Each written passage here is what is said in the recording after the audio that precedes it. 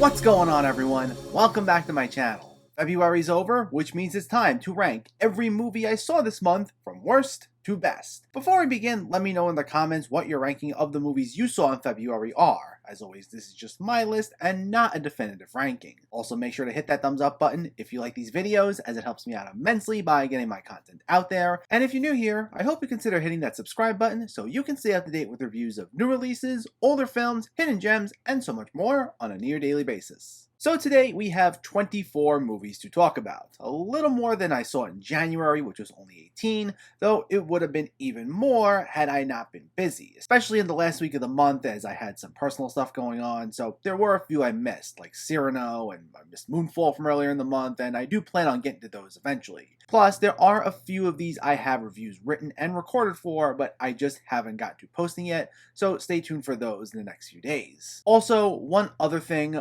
one movie I did see that I'm not going to include on this list is Jackass Forever. Now, I saw it, I loved it, didn't review it, don't plan on reviewing it, and I'm not including it here. If anything, it technically falls closer in line with being a documentary if I had to classify it at all, and apparently IMDb agrees with me, go look it up. But really, it's just a bunch of friends goofing around and performing dangerous stunts, and there's really not much of a story there at all, so it wouldn't feel right putting it with everything else on here. But if I had to rank it, it definitely would be at the top of this list, so I just wanted to make sure to address that in case you were wondering where that was. But now that we've established that, let's get to the list. In last place, fittingly, is Last Survivors, a sci-fi thriller that's actually pretty minimal on the sci-fi elements, though it's one that does a decent enough job of building tension, as this young man who's lived off the grid for so many years has his world turned upside down, and we see him having to deal with it. The film primarily focuses on three main characters, two of which are played by Stephen Moyer and Alicia Silverstone, both of whom are quite enjoyable. But they're also not the lead here. That would be Drew Van Acker as the young man in question, and his performance comes off like he's trying way too hard, going at an 11 nearly the entire time, but not in a fun way. And along with a predictable twist and some cloying over sentimentality, it gives the film this feel of being hokey, and while I respect some of its technical aspects, I had a hard time getting into it. At number 23 is The Sky is Everywhere, the newest A24 movie released on Apple TV Plus and based on the young adult novel of the same name.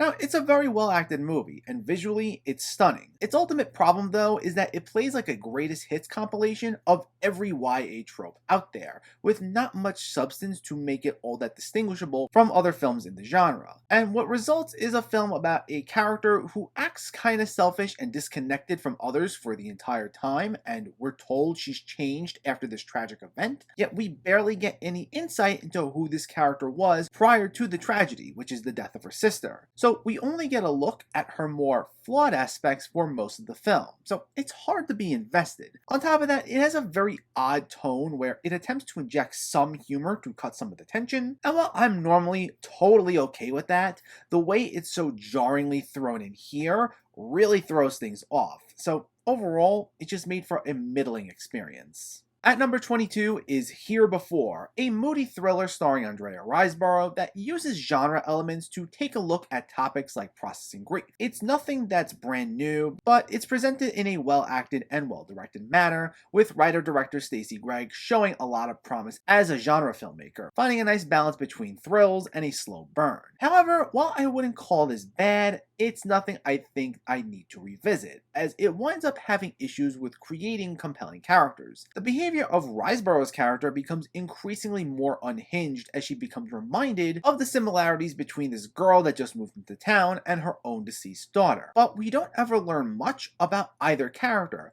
so the actions of Riseborough become increasingly less sympathetic, to the point that the film becomes too cold and shut off from the audience for its own good. It's brought back by an interesting third act twist, but overall, while it's well made, it felt too at arm's length for much of its runtime for me to say that it was an overall enjoyable experience. At number 21 is Alone with You, a surrealist, mostly one-location horror movie that looks to evoke a sense of claustrophobia as it uses supernatural elements to do a deep dive into the mind of our lead character. It's clear writer-directors Emily Bennett and Justin Brooks have a keen eye for making a good horror movie, and they were able to make the most out of just staying in this one location, and it's paced quite nicely, and they give us refreshingly eerie imagery. However, the film becomes considerably more surreal as it goes on, snowballing into a series of disconnected images that feel like something out of a fever dream. It's clear it's meant to be metaphorical in nature, though each successive sequence feels so far removed from what just came before it that it becomes more self-indulgent and less emotionally satisfying. I actually really wanted to like this more, as there are a lot of commendable elements about it, from the filmmaking craft to the acting, and I do want to see more from this creative duo, but this just didn't do it for me. Bringing us into the okay tier at number 20 is Uncharted, a film that really is the definition of a mixed bag. On one hand, it actually exceeded my expectations somewhat, as I went into this thinking I was going to hate it, but on the other hand, I still wouldn't say I loved it. As someone who enjoyed the first few Uncharted games and enjoyed how dead-on the fan film with Nathan Fillion captured the games, I was a little disappointed to see this play like a generic Tom Holland, Mark Wahlberg adventure movie that only has a passing resemblance to Uncharted. Now, that being said, if you manage to separate the source material, it's actually not a bad time, as both Holland and Wahlberg are charismatic enough, even if they're doing the exact shticks they've become known for. Likewise, while it has a generic feel to the story and a totally underwhelming villain, it was also fast-paced and had a sense of fun. And when it leaned into its humorous banter or its action scenes, it was entertaining enough, even if it wasn't consistent. It wasn't great, but the positive elements made it work well enough for what it was. At number 19 is Slapface, a Shudder original that previously had a strong festival run for its strong anti-bullying message that I can commend. However, while it's a well-intentioned film, it's also one whose execution I found to be mixed, though with the good just outweighing the bad. It's very well acted and directed,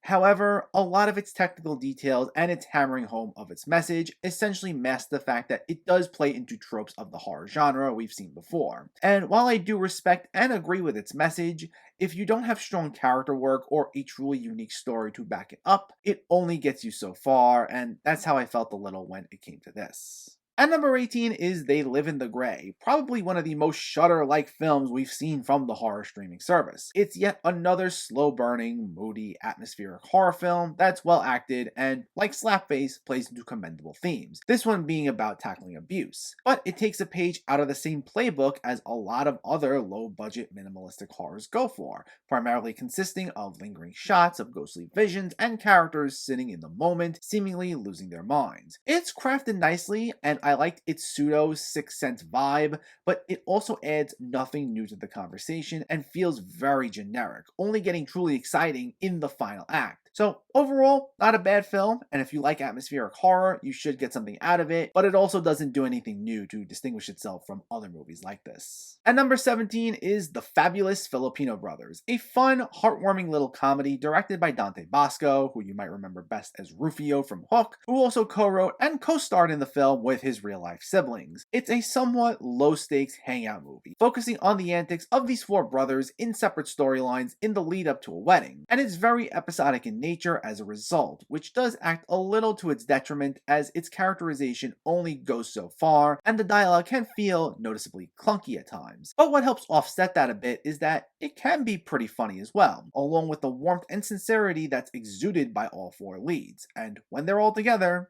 you can't just help but smile. At number 16 is Dog. Channing Tatum's directorial debut is one part easygoing buddy road movie and one part character study about overcoming trauma, centered on the relationship between a man and a dog he has to look after. While there's a charm to the film, thanks especially to Tatum himself, and there are some noble themes, there's a mixing of tones that makes the film feel uneven, and I especially wished it circled back to its character study elements more to give it better focus. And then that way, several moments, especially towards the end, would have had much more of an emotional impact. Still, it can be funny and heartwarming, and it's entertaining enough throughout, as the bond you see form between our two leads being able to put a smile on your face, and sometimes that's all you need. At number 15 is Big Bug, the first film in nearly a decade by French filmmaker Jean-Pierre Jeunet, which uses a quirky sci-fi setting to explore themes of what it means to be human. Taking place in a futuristic world, I do wish we got to actually explore this world a lot more, as it keeps things mostly confined to one house and there's a skit-like structure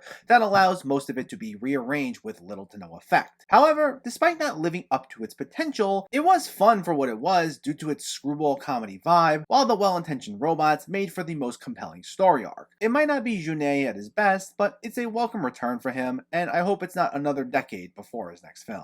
At number 14 is Texas Chainsaw Massacre, the latest film in the franchise of the same name that takes on the requel format, disregarding every other film that came after the original. Though, I still wouldn't call it the best of these sequels. I actually just did a ranking of this franchise, so I'll keep this short, but while this has some noticeable flaws, from its overt similarities to Halloween 2018 to its frustrating but noble attempts at character arcs, it also does deliver on its namesake in one of the most creative ways possible. And because that element in particular is the most dominant element, I had a fun enough time with it, and it helped offset its flaws. At number 13 is Kimmy, the homebound thriller from Steven Soderbergh that takes a page out of the book that gave us movies like Blowout and Rear Window, just with some updated technology. Now, obviously, I didn't dislike this movie thanks to Zoe Kravitz's performance, Soderbergh's direction, and an especially tense third act. However, considering even at 89 minutes, the film meanders when getting to said third act, and it was clear when writer David Koepp was crafting the story that he only really had so much in mind. And considering how little it adds to the conversation,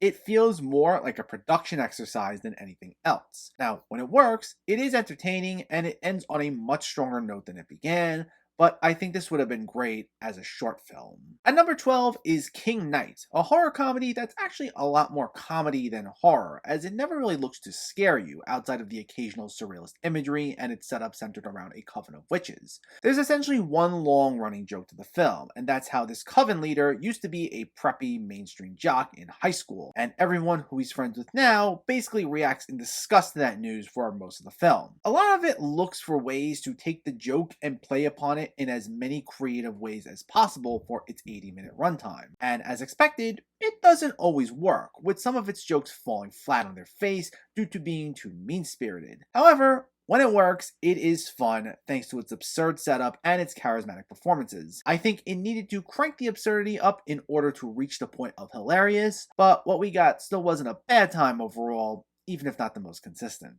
At number 11 is Last Looks, a stylish comedic film noir that wears its influences heavily on its sleeve and looks to have a lot of fun, as seen by the gleeful, overconfident delivery by its incredibly talented cast. It's led by an always reliable Charlie Hunnam, who once again proves how much charisma and likability he has as a leading man. And I especially liked how he started the film always able to maintain his cool, but he's consistently pushed to his breaking point as things go on. The film's overall point seems to be that it gets so absurd and out there that at times it doesn't always make sense, which is even pointed out in one exchange. And while I respect that, as there have been films that have done this and can be quite fun, I also think this film overstays its welcome at a near 2 hours, and it goes in one too many directions that it loses complete focus at certain points. So when it all comes together, it's funny to see. It's maybe just not one of the most satisfying experiences out there, though despite its faults, it's one you also can't go wrong with. At number 10 is I Want You Back, a romantic comedy that was charming enough thanks to its two leads, Charlie Day and Jenny Slate, though it's one that also felt a bit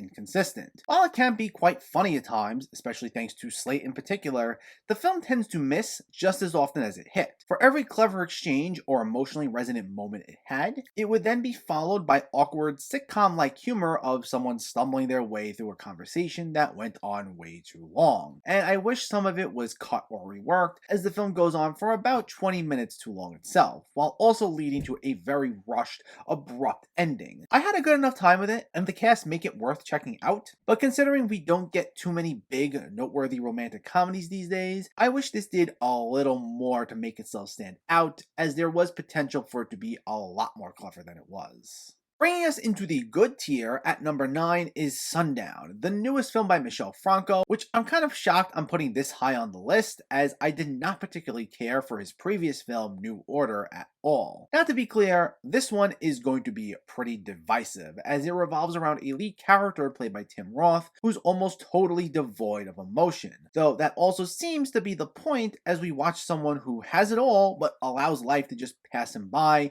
and he doesn't seem to care. No matter how extreme the event that occurs around him is. There's some presumed commentary in there about class and social divisions that I don't think quite worked, but it was still interesting nonetheless. But what mainly made it so intriguing is Tim Roth's performance and the way he goes about his day in a manner where it's almost aggressive in the way he just doesn't care, though we do see that eventually come to a head. It's a film that I feel really shouldn't have worked for me, and I know it's not going to be for everyone, but honestly, I thought it was pretty solid. At number 8 is Studio 666, the horror comedy starring the Foo Fighters, which didn't quite reach the levels of greatness I was hoping for as a fan of the band. However, this was still a fun time overall. While it needed to cut down by about 20 minutes or so, the film is a fast-paced, goofy little experience that first showcases the band all losing their minds being locked up in this haunted house, followed by supernatural elements taking full force. The band themselves, despite not having much acting experience, all hold their own nicely here, while we also get some fun cameos from comedians and musicians that were all pleasant sights to see. Though for those who love gorier horror movies,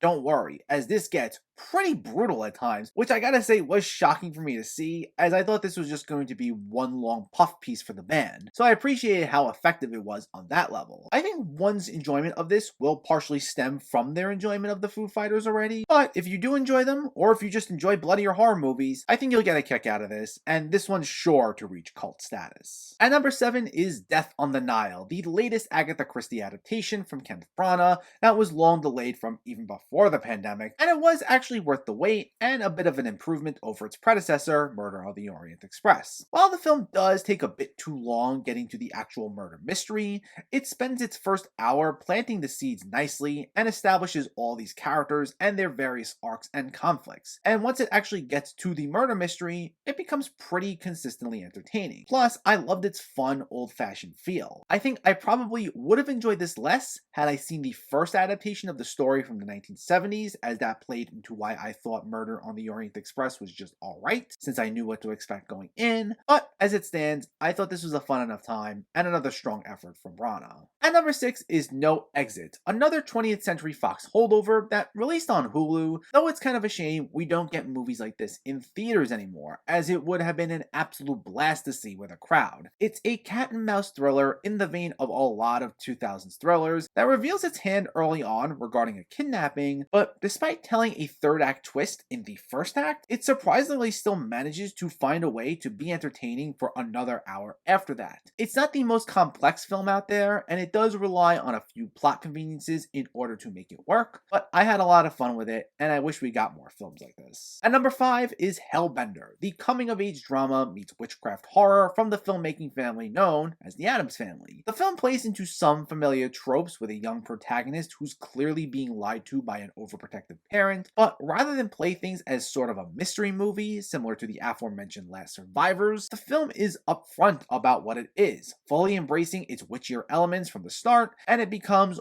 all the more compelling because of it. And once the supernatural elements are out in full force, it becomes utterly surreal. Sometimes a bit too surreal, as its third act does delve a bit too much into the abstract, veering away from its impressive character work in the first 2 acts, but it's still a really solid experience, and it showcases that this Addams Family is a breath of fresh air in the horror community. Bringing us into the great tier, at number 4 is Catch the Fair One, a revenge thriller that could have easily just served as something in the vein of Taken, but winds up stripping the genre of all of its glossiness and gives it something meaningful to say. It's pretty much the antithesis of a typical Hollywood thriller, with its injection of powerful social commentary and with its lead Kali Reis not being an actor prior to this. It's a rather bleak film with nothing feel good about it. It might not always be the most satisfying, but that's also part of its point, as it looks to shine a light on the horrifying realities of the world, in particular when it comes to the violence against Indigenous women. If you're looking for an escapist movie, this won't be for you, but it's powerfully acted and beautifully directed, and at its core, it packs a powerful punch. At number 3 is All the Moons, which offers us a rare non-horror venture from the horror streaming service Shudder. It's a vampire movie that offers more of a look at the pain someone experiences when turned into a vampire,